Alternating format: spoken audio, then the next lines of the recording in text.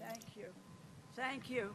Thank you so much, Reverend Leslie. God is in our midst, and we are not going to cower. We are not.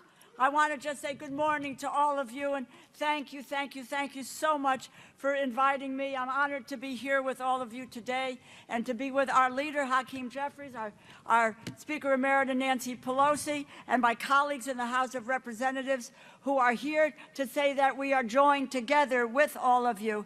And all of you are here today. Thank you so much for this morning to put your faith, our faith, into action. That is what this morning is all about. A thank you to Network. I love networks and have worked with them forever. Got the Trans-Pacific Partnership Agreement. We fought on that and we won on that, and we're going to win on this as well. Sister Simone, always great to see you. It's really an honor. And what you do at Network is you mobilize Americans of all faiths.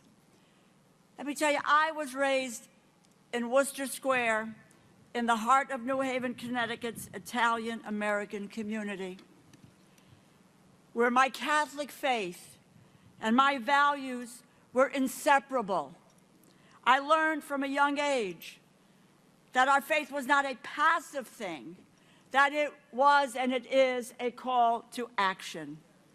I believe that I have a responsibility, yes, indeed, a moral responsibility, not only as a member of Congress, but as a woman of faith. It's a woman of faith that we need to care for the vulnerable, to welcome the stranger, to feed the hungry, and to heal the sick. These are the principles that are shared across so many religious traditions because they bind us together as a community. And that is why I am fighting to help Americans of all backgrounds who are struggling with the cost of living. Today, Americans live paycheck to paycheck.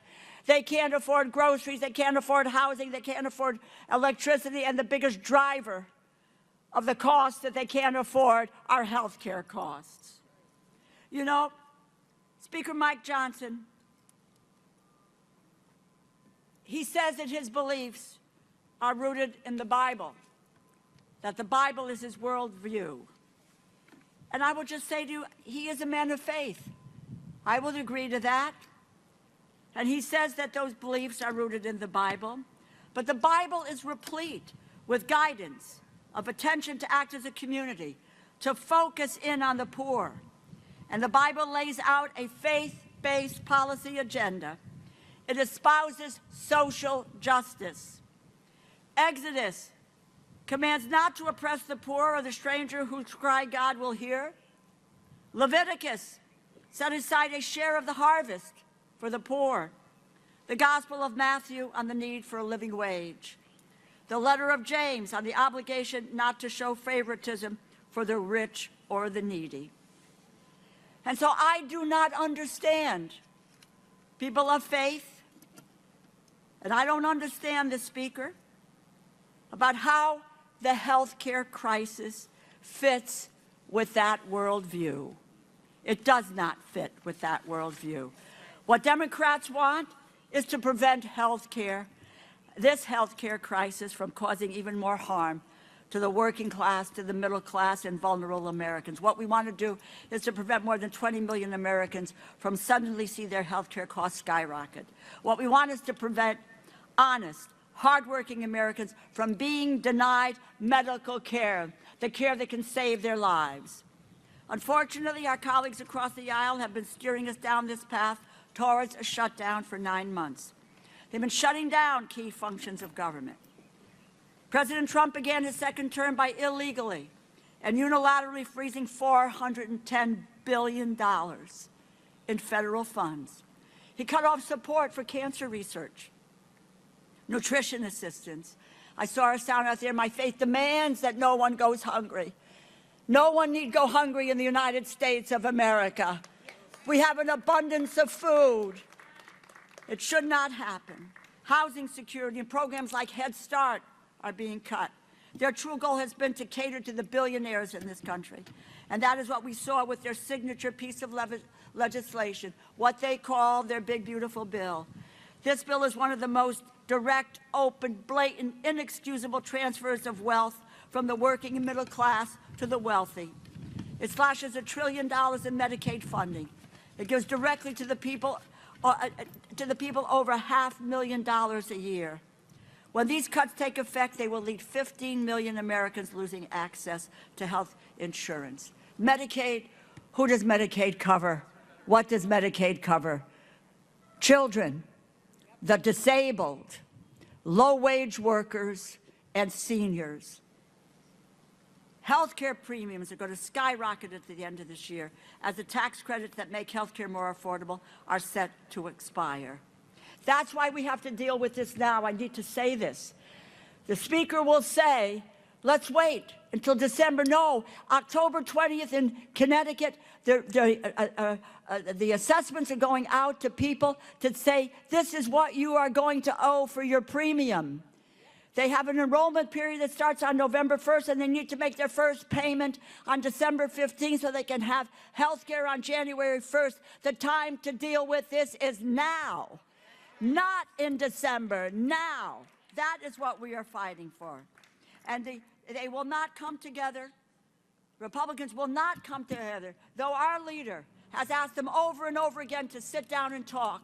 And they did that once, just once. He'd rather see the government shut down than work with Democrats. Doesn't care about the middle class, the working class, or the vulnerable. But you care. All of you are here who care. You've heard the call to caring and to compassion. And like you, I am both guided by my faith and inspired by it. That's why we're here.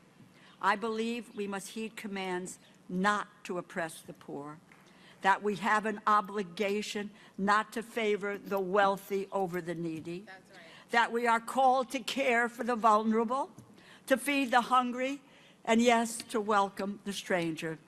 These are the principles that are shared across so many religious traditions.